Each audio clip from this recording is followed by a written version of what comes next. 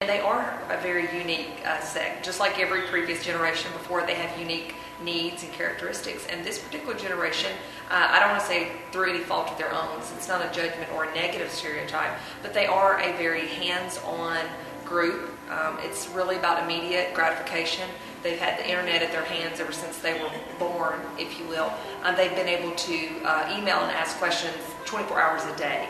So those are the type of services, even Paul from UNT alluded to in our presentation, that you have to be willing to go out and do those 9 p.m., 11 p.m. presentations because they want it when they want it, not when you want to provide it.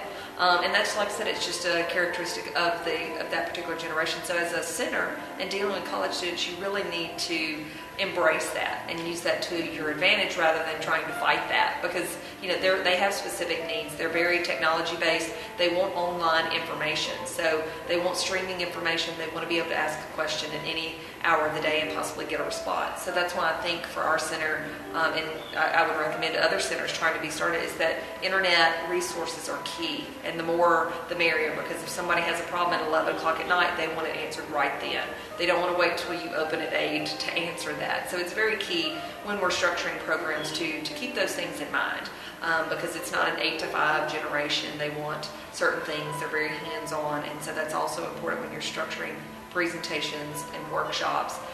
They want, what am I going to get out of this? It is about me. It's not a selfish thing. It's just I need to know how this impacts me, and if it doesn't affect me, then I'm not interested. So those are all characteristics that we really need to understand as we're targeting this particular group.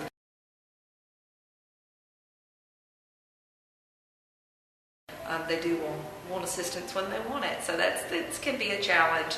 Oftentimes, I think credit cards are a challenge with this generation, because it is a very immediate gratification. I want it now, and I'll figure out how to pay for that later. And that's probably the biggest financial difficulty, is that where previous generations were probably taught, if you can't afford it, then don't buy it.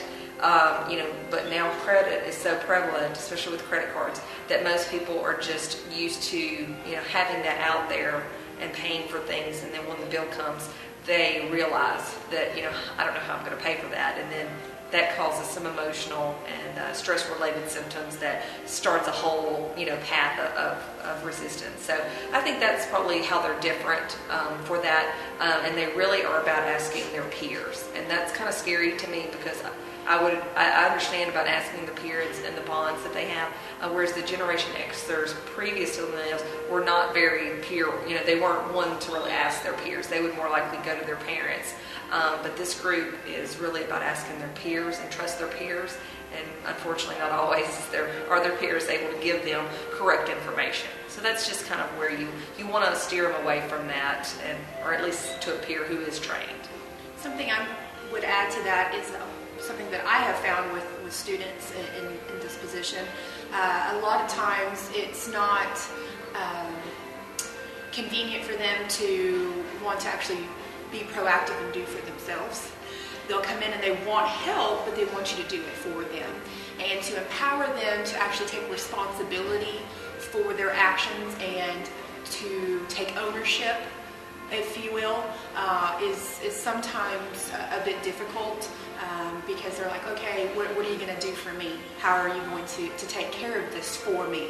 And I'm there to assist you, but I'm not there to do it all for you. And so that's kind of a difficult thing sometimes.